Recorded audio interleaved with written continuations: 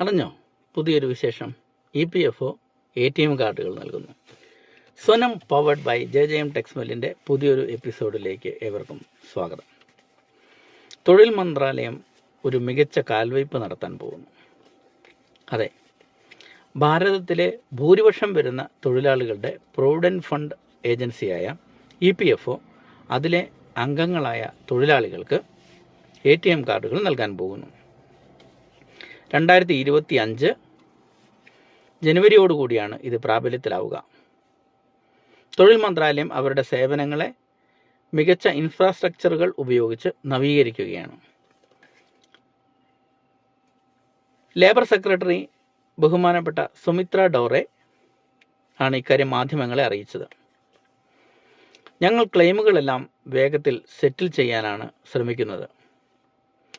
അതിന് സഹായകമാകുന്ന